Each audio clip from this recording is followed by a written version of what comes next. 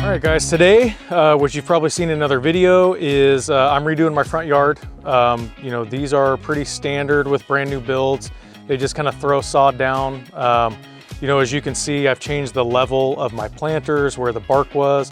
We had some really terrible drainage issues where water was pulling because of low spots. What I'm doing is I'm going to keep the sod that they had here, even though it was installed really, really terribly. I'm putting new soil on top and I seeded it really well. I also brought down the level of the planter and the bark area and the random soil that they kind of piled up, but we're bringing it down. We're going to try to level it off a little bit. So I took all the old soil out. I'm about to compact it just to kind of get everything level so it has a good slope away from the house, or at least where there's no low spots and the water can't get into my foundation or seep into my concrete. I've got new soil down right now. I'm going to compact it a little bit and roll it with a lawn roller so we can get it real level and firm. Over here, I'm extending the yard completely without, you know, again, a cost-efficient way is without putting a bunch of new sod down. I'm going to level everything out to where I like it, and then I'm just going to put a bunch of seed. I'm going to peat moss it, which will help the seed grow. And I'm going to put new soil on top with the seed as well. So we're going to try to hit it from a couple different ways, so we can just really try to guarantee that that seed's going to grow naturally and in the right conditions, of course. I'm going to put up some Arborvitaes, which is a natural screen, right? Give it a little bit of character, and then that way I don't have to look at my neighbor and they don't have to look at me when I'm coming out. The biggest thing is we just really want this yard to, of course, be green, be lush, but you know, water drainage and functionality is really, really important. These are just some things that you can do to improve your property really quickly, very cost effective, and that will be there long term for you. About to redo my yard. Got some winter mix, got some 4 to 5 foot Arborvitaes, and we're gonna get after it here pretty soon. Digging holes, Arborvitae screen. Picked them up this evening. As this neighborhood is known for, tons and tons and tons of rocks. This has taken me way longer than it should, but I'm gonna get it done. So here's what I've done with the yard. As you can see, it looks a little more level maybe than a few minutes before, but what we're looking at here is I dug all the old soil out. You know, we've got a lot of glacial till in this area, which is basically rocks, rocky soil. Took me quite a bit, but dug it down a few inches, got the rocks out, really leveled this off the best that I could to meet some of the existing grass as well. You know, we had some low spots over here, just a lot of pooling water, very lumpy the way that they designed this front yard. So I've got some really good winter mix in here, a few different kinds of soil that you can use for an application like this. But this winter mix has a little bit of sand, manure, which will help the seed grow, should be good nutrition for the yard. Basically, I tried to level it off all the way back, so we had some good drainage points, so there wasn't a lot of water pooling. And what I'm gonna do next is I'm gonna seed it.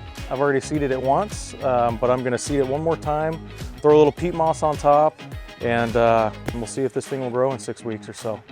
All right, we're about to seed the yard. So I got a little hand spreader, very easy, holds quite a bit of seed, especially for a yard this size.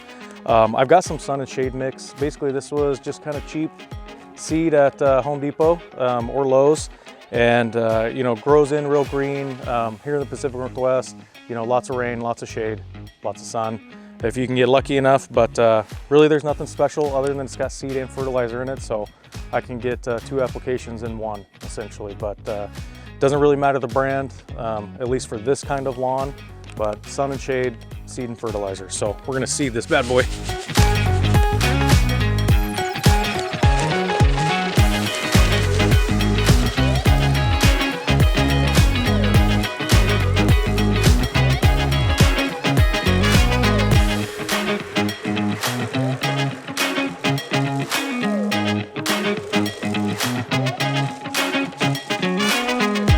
Guys, we're gonna water this seed down. We just got everything seeded / overseeded. So before we do a little peat moss, we're gonna get everything wetted down. Surprisingly, here in the Pacific Northwest, it hasn't rained today, so I gotta get a little water on it.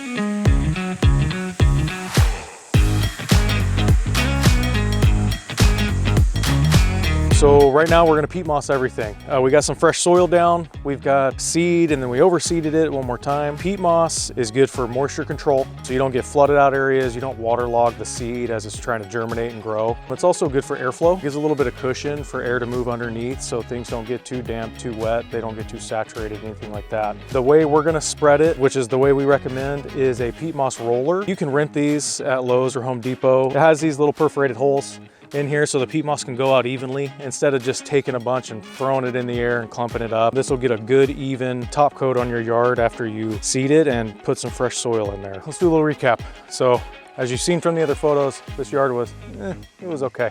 Had some drainage issues, some really bad soil, lots of rocks. So what we did is we took an inch or two down at the bare minimum, got all the old stuff out, we raked all the rocks out real nice. We did leave some of the sod that was here just to, you know, make things quicker, a little bit more cost efficient as well. We put brand new soil, winter mix, which you heard the description of that. You know, there's three-way, there's multiple different kinds that you can use. I would definitely recommend winter mix or three-way depending on the season and the application. But we seeded it once, then we seeded it again to overseed it just to really, you know, hopefully ensure that this is gonna grow real nice and plush and fast is the goal. And then one of the last steps we did was put peat moss down. So that helps with drainage, you know, so the seeds don't get too saturated as they're trying to germinate and grow. Helps with a little bit of airflow. You know, with peat moss, read the directions. It's used a few different ways, whether you're using it for planting, existing soil, brand new soil for your yard. But a few different things you can do with it. Depths vary as well. But overall, about peat moss is drainage, moisture control, and airflow. So, you know, I'd highly recommend doing this. You can do this yourself. You can rent all this stuff at Home Depot or Lowe's or your local construction supply store. Very easy, and as you can see, this is pretty much ready to start growing and germinate. So I'm getting really excited. I got my screen in. Those will grow about, you know, those Arborvitaes grow about a foot a year roughly, depending on the species, a few different kinds you can get.